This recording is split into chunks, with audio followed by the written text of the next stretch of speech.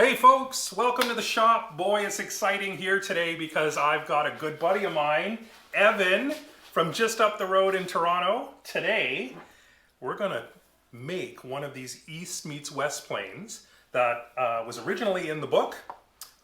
We've made some modifications to it though, and we're going to crank one of these out. Yeah, what do you excited. think? Let's do it. Let's do it. All right, so one of the first things to consider, like these have already been blanked out. So we've got our two cheek pieces and then we've got our core piece. So what we're gonna do is we're going to look at sort of the sides of the wood and try to judge which way the grain is going. This piece of beech is like perfectly straight, so it's not really gonna matter. But actually this is a really good example here. This rosewood, you can see the grain dives down this way. Right?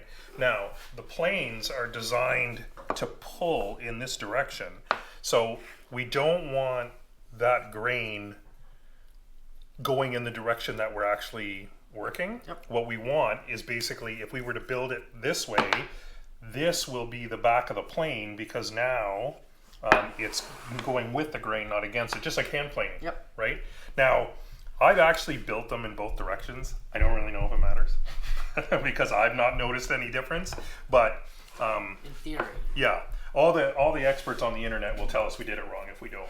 So we'll make sure that we do that.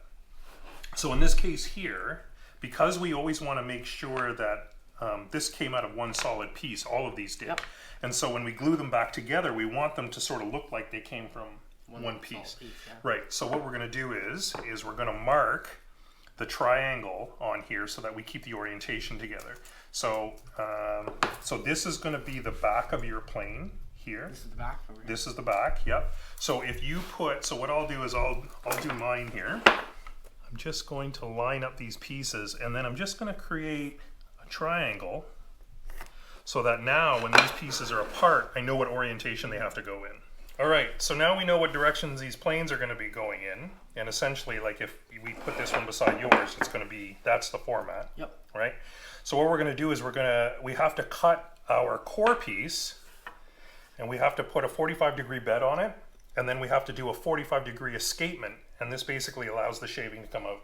Okay, and we're going to mark that with pencil, and then we're going to cut it on the miter saw. Okay. Is we want to make a mark 100 millimeters away from this edge. And then we're just going to place a line. Okay, so you can do that, but with your white pencil because it's going to be a heck of a lot easier to see.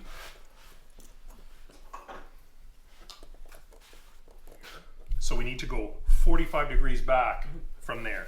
So we'll just use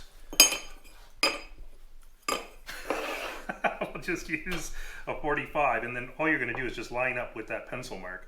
If this isn't bang on, like it's not critical, right? Okay. And so then I'm going to make that mark there. And then what I'm going to do is I'm just going to put a little tail here that tells me that that's the waist. So go ahead and mark your 45. Oh yeah, you had it. You nailed it right off the top.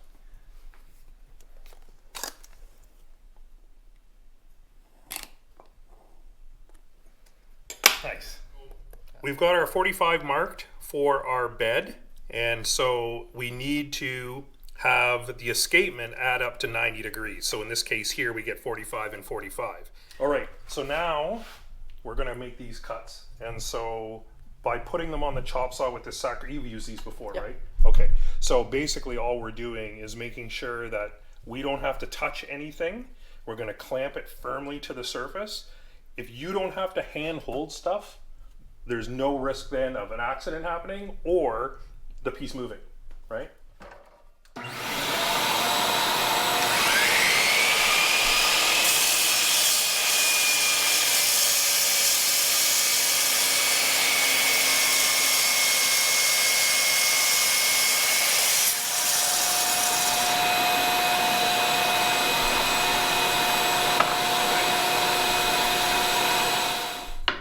All right, so we've got our beds cut. Now we're going to go back to the chop saw and we're just going to cut our escapement.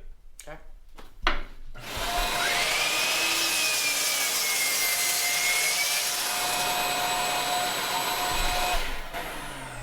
Don't throw this away. It's important. Save this piece. This is going to be used as the wedge further on in the process.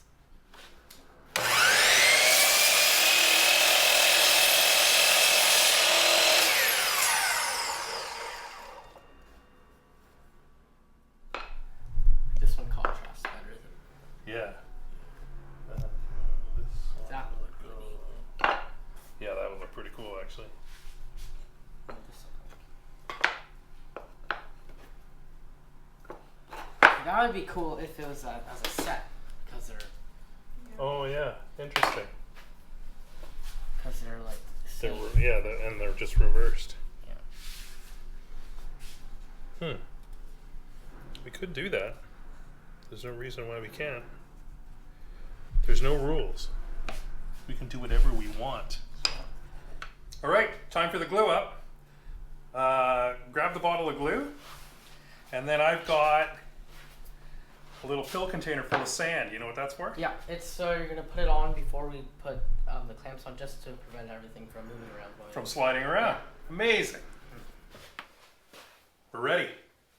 We got glue, we got sand, we got brush, clamps, obviously. clamps. What's this for? Just to make sure we line up all three of the edges. So the ends line up. This end doesn't matter because we're going to be moving it around, right? So what we're going to do is I'm going to get you to butter this up on this side and this side, and try to stay away from about ½ an inch there, just to save us from having any squeeze out problems. Yeah, just put that there, that's fine. I don't even know where it went.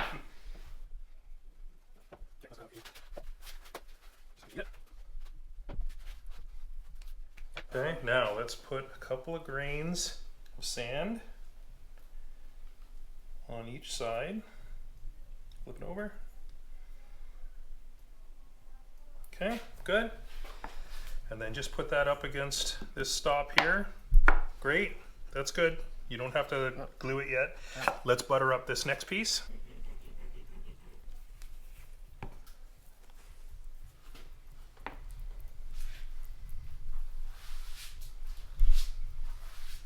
The best part about this glue is it dries clear. And fast. And fast. All right, the other side, here, you hold on to it, I'll give you a bit of glue there. Let's grab that little tray. And have somewhere good to put that brush. There's some sand. There's a little pinch in here. Okay. All right, so now what we're gonna do is we can bring this together a little bit, but we're just gonna basically start to, yep, exactly. Okay, can you grab one of the clamps and then put it right, yeah. In the middle? Actually right here on the main body there, yep, good. Okay, yep, I like it. Hold on, I feel, oh no, it's the discrepancy of the wood, right. So now we're gonna put our blade in. Okay, and then we want it so push that center piece in. A little bit more. A little more. Ooh, good. Let's test it. Yep, okay, it's not coming out. Pretty good. Yep, so start at that end there. Okay, just lightly for now. Okay, and then put another one about here. Okay, nice. Okay, doesn't come out. So yeah, take that out and then clean, just make sure we clean that. Yep. What we'll do is we'll take a look on the bottom here. Okay, so because this is angled, right, we need to put another clamp here. So put that basically right across the mouth. Whoa. Yeah, good job. Okay, and we're getting little bits of squeeze out there. Nice and flat. Okay. Pretty good. Amazing. Now, we'll just take off a little bit of this glue. All right. Perfect. And now we just let that cook for 2 hours. See you in 2 hours. Okay, it's been 2 hours. We're back, and it's time to declamp. We're almost done. Let's get these things out.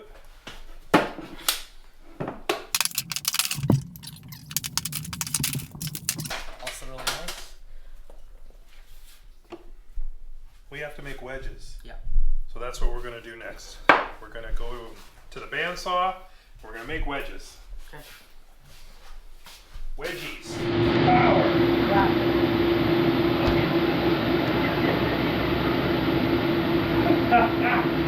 Check.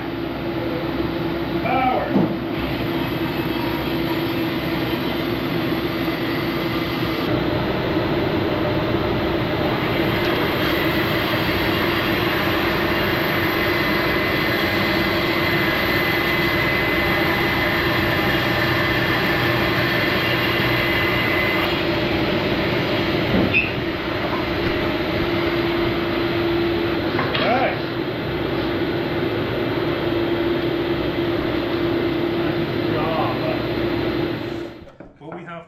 We have to find out where the back of the bed is, okay? Which is different on all of them. Yeah, every position is going to be different because they're all different. And so what we're going to do is we're going to use square, and we're going to bring basically right up to that bed line. Mark, that's what. And then you have to go 13 millimeters. That's exactly 12.7. Yep. So we're going to line it up and then mark 12. I'm going to carry that on up the front. There. And then carry that line across. And then up this side. Okay. And measure up 32 millimeters. So just open it. Again, they keep matching. So leave that leaves that there. Where you let it. Okay. Is that cross section? Yeah. So go ahead and poke that. Nice. Same on the other side? Yep.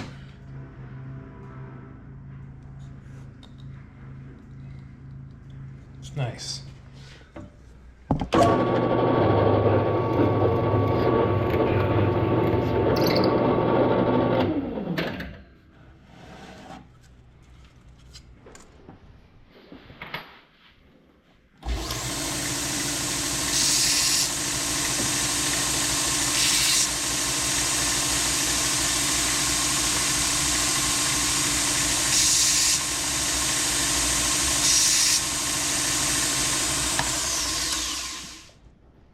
Good.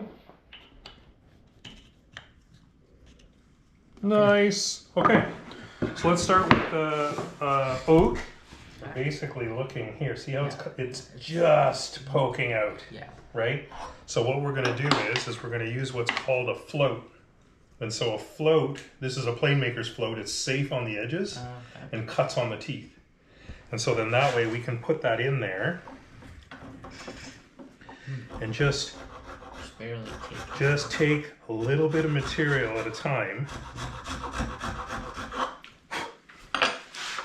And I mean, we're close already, right? Just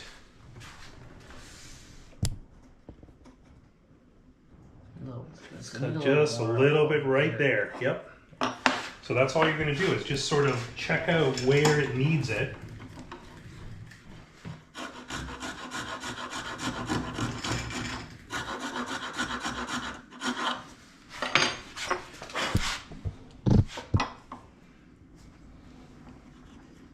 There. Perfect. Just coming through. I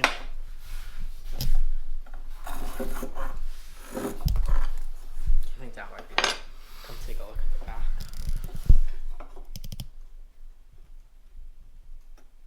Still kissing it. Yep. You just want it to slide perfectly.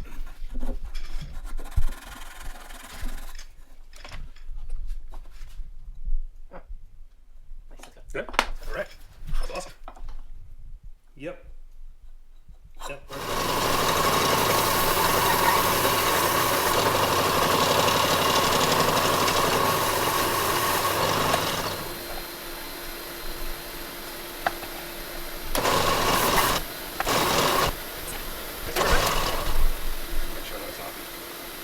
Oh no, that's good. You were getting jammed. Oh no, it's up here. So put this in, like put more pressure down on the top end instead of the bottom end. Okay. Perfect. Yep, good. Okay. How's this? This one is. Oh no, gotta use the blade. do that one. I think this one's gonna need to be cut more. Actually, no, it might not. No, we're good. We're good. We have to pay attention to where it's rubbing and where it's not. So we can see the burnish mark there. Put more pressure here. No, here. This isn't being touched yet by the wedge. So we're gonna sort of hang it off the paper a bit.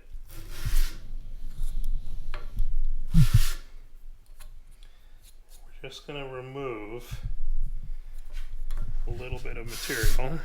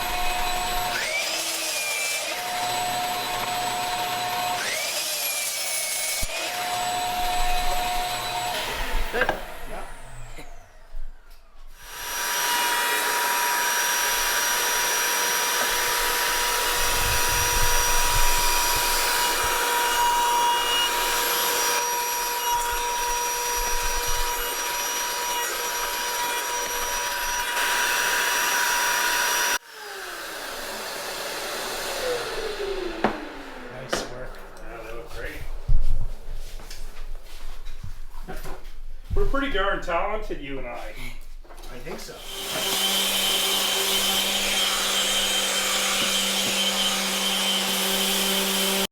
Pretty good. Kind No, of but pretty what's close. the sound? How the, Just even you hear it like you just hear it. You just hear it. that. Oh, look at that. Like that. That's the sound. Okay. Show the fans. And try not pulling with your hands, but just leaning your body back. There you go. It just lets you keep your hands nice and steady. See, as soon as you try to pull with your arms, it goes all over the place. Yeah. So Vic, tell me why the name of the plane is East meets West. Okay, so this is a blend of two different traditions in plane making. So the Japanese make planes like this, right? And this is a traditional Japanese plane. Similar. Very similar, and they pull them. So just like we were doing. This is more of a Western style plane where it's got handles and a knob and it's designed to be pushed. So what the Japanese do is they carve all of this out of a single block, where what we did was we did a lamination. And so that's more of a Western style of construction. So I called it East meets West. I think it's a good name. Look at that. Nice.